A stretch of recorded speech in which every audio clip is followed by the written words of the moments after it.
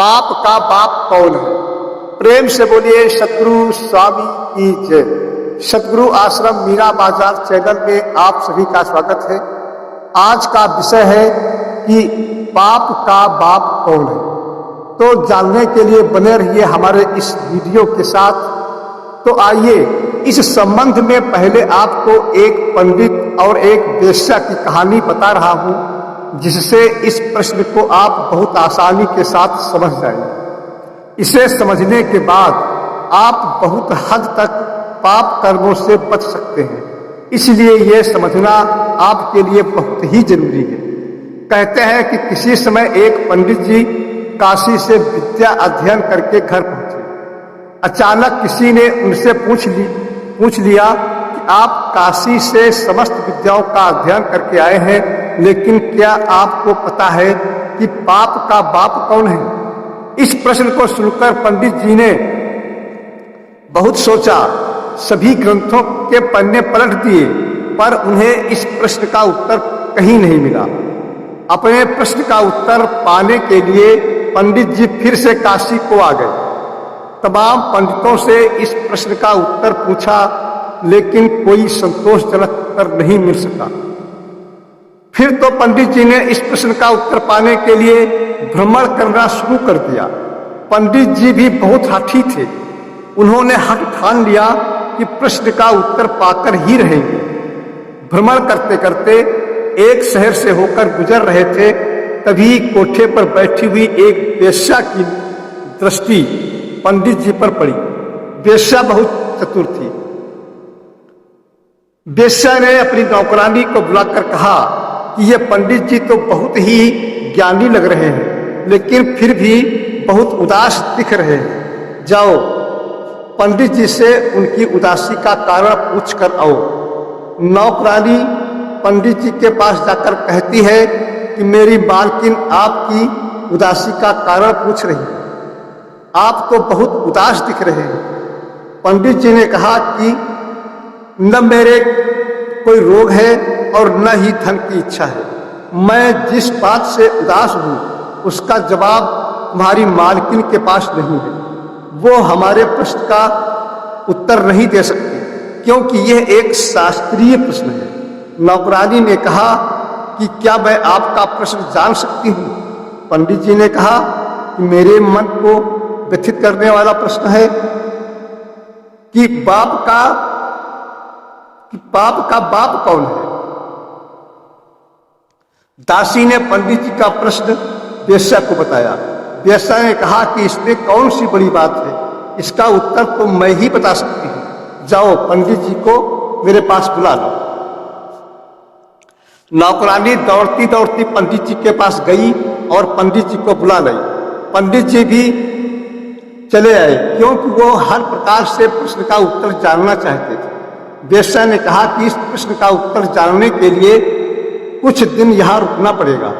पंडित जी भी सोचने लगे कि जिस प्रश्न का उत्तर जानने के लिए मैंने सब जगह की खाद छान डाली है और कई महीने व्यतीत कर दिए हैं, तमाम जगह गए लेकिन उत्तर नहीं मिला, तो 4-6 रोज यहाँ रुकने में क्या हर्ज है।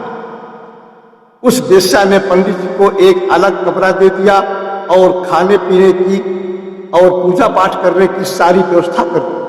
पंडित जी भी बहुत ही कर्मनिष्ठ ब्राह्मण थे। अपने हाथों से भरा हुआ जल ही पीते थे और भोजन भी स्वयं ही बनाते थे। वेश्या प्रतिदिन पंडित जी को प्रणाम करने आती थी। एक दिन वेश्या ने कहा कि आप आग के पास बैठकर भोजन बनाते हो और आपकी आंखों को धुआं बहुत लगता है। ये देखकर मुझे बहुत कष्ट हो रहा है। यदि आप आज्ञा दें तो मैं स्नान करके पवित्र वस्त्र धारण करके आपके लिए भोजन बना दिया करूं, और यदि आप ये सेवा करने का मौका देंगे तो मैं आपको प्रतिदिन एक सोने की मुद्रा, यदि स्वर्ण मुद्रा भी दक्षिणा में प्रदान किया करूंगी। आप तो विद्वान हैं और तपस्वी भी हैं। यदि आपने इतनी सेवा करने का मौका दे दिया तो मुझ पापिनी का भी उद्धार हो जाएगा। सरल हृदय वाले पंडित जी पर वेश्या की इस विनम्र प्रार्थना का बहुत बड़ा असर पड़ा। पहले तो पंडित जी कुछ हिचकिचाए, लेकिन फिर सोचने लगे कि ये बेचारी इतने प्रेम से सेवा का मौका मांग रही है, वो भी स्नान करके शुद्ध वस्त्र धारण करके भोजन बनाएगी। दूसरे, यहाँ मेरा कोई गांव घर तो है नहीं जो मुझे कोई देख लेगा, यहाँ कोई हमें पहचानता भी नहीं है, फिर एक स्वर्ण मुद्रा भी प्रतिदिन देने को कह रही है। यदि इसमें कोई दोष लगेगा तो बाद में प्रायश्चित कर लेंगे। ऐसा सोचकर पंडित जी ने वेश्या की प्रार्थना स्वीकार कर ली। फिर तो वेश्या ने स्नान करके शुद्ध वस्त्र धारण कर अच्छा भोजन बनाया। पंडित जी के पैर भी धुले और बैठने के लिए अच्छा आसन बिछाया। पंडित जी को आसन पर बैठाकर सुगंधित व्यंजनों की थाल पंडित जी के आगे रख दिया। जो ही पंडित जी खाने के लिए हाथ बढ़ाया, त्यों ही वेश्या ने थाली खींच ली और बोली कि महाराज हमें क्षमा कर देना, एक कर्मनिष्ठ ब्राह्मण के लिए ये सब शोभा नहीं देता है। मैंने तो सिर्फ आपको आपके प्रश्न का उत्तर देने के लिए ही ये सब कुछ किया है। जो दूसरे के हाथ का जल भी ग्रहण नहीं करते, वही आप आज लोभ के वश होकर एक वेश्या के हाथ का बनाया भोजन खाने के लिए तैयार है। यही आपके प्रश्न का उत्तर है। लोभ ही पाप का बाप है। बंधुओं, अधिक स्वार्थी व्यक्ति ही पाप करने में अग्रसर रहता है।